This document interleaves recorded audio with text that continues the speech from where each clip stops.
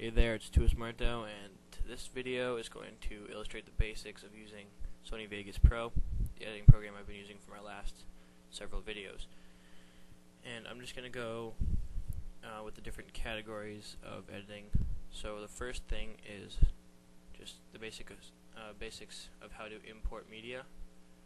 What you want to do is go up to File and Import, go to Media, and you can choose any piece of media you have that is one of the files that Vegas accepts. I use Windows Media, file converted, using Camtasia's built-in batch conversion, and you can just use any of the clips in here. And I've already got the project media set up here, so I can show you. So let's drag it down here. And before I show you anything with this, I'm going to show you how to make a title clip.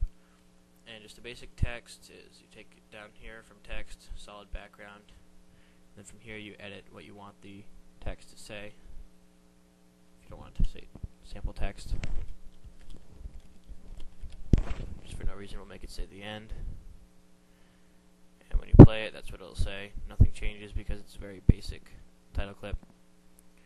And that's just basic. You've got hot, cool, all these different things, and then you've also got these patterns, solid colors. Noise textures are very popular because they can be animated to move, and I will show you that with this one called blood cells. Use something called keyframes, which are down here. You drag to whatever point on the piece of media and then adjust any of these and adjust the progress on a piece of media. Noise texture that'll make it move.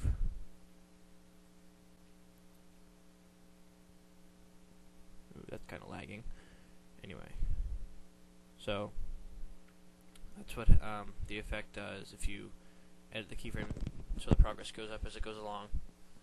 And that's just a basic title clip. And if you want to edit anything at any point, you click this one at the top called Generated Media.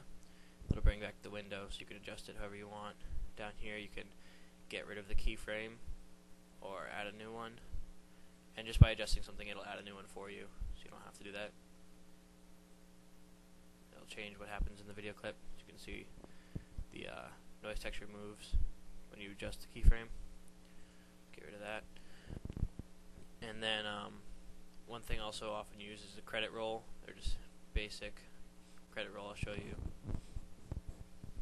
Like with the sample text and the other one, you have to change these or else it'll actually say sub item text, or item left. So I'll change it to just say the end.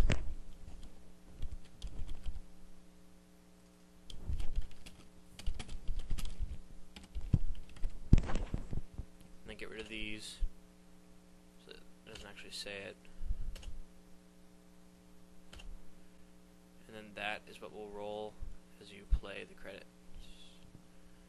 As you can see on the preview screen, that's just another basic. And then you can, here are the basic tabs. You have the Explorer, which you can import media quickly without having to go to File. The trimmer is just a zoomed in portion of the timeline. You can drag stuff into there to edit it, but I don't feel it's necessary. I don't use it. Project media is everything you have in there so far, pieces of video, any solid colors or noise textures you have, and then the credits. I don't have this, it's not installed, obviously. I don't really know what it is, and I guess you don't really need it.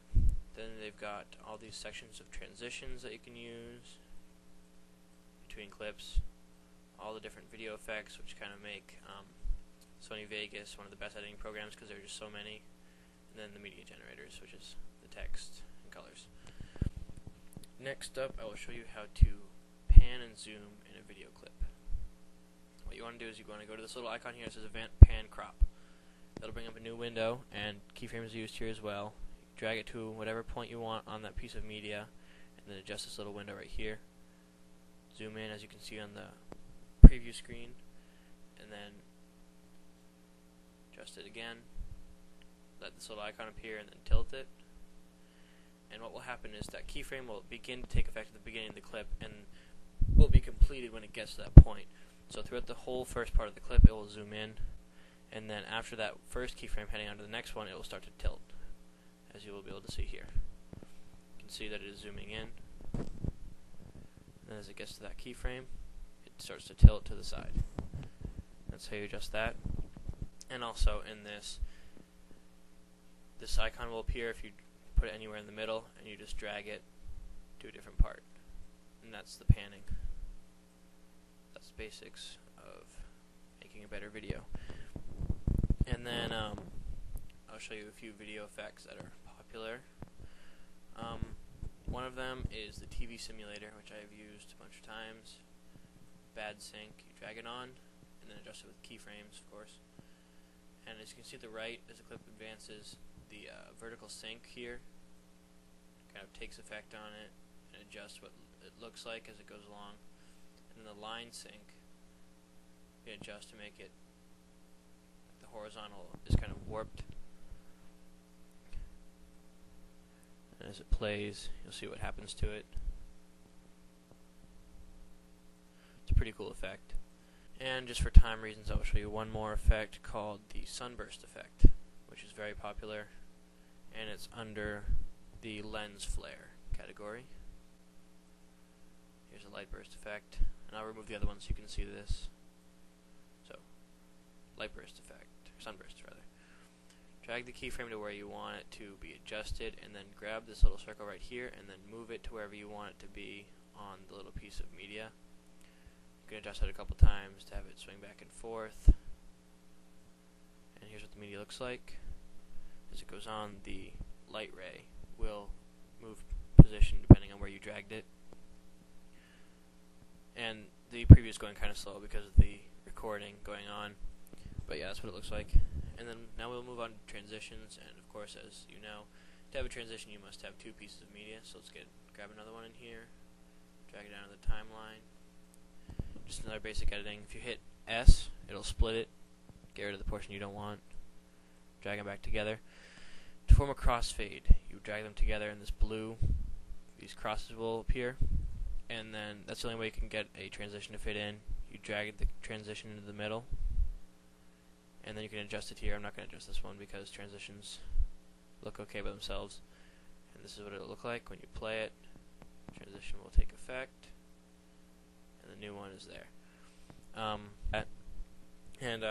won't go into any more transitions because you can just explore them by yourself.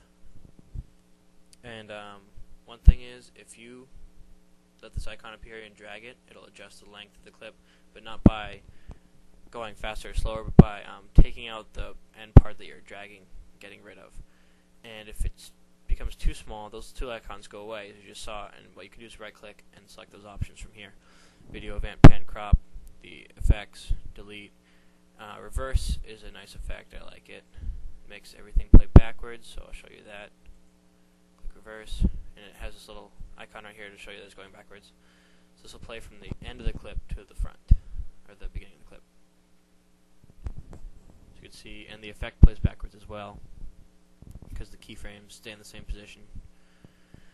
And then next up is making the clips longer or shorter. Let's unreverse this, and right now this is playing at normal speed, and what you can do is put your mouse over here and get this little icon, and then if you hold control, this little squiggly line will appear underneath it, and when that's up you can drag the clip to make it play slower or shorter or faster. So this is what it looks like when you drag it backwards to make it play faster. So now the clip will play fast. It all happens. Sorry you couldn't see very well because of the lag, but that's what it looks like. And then I'll show you slower.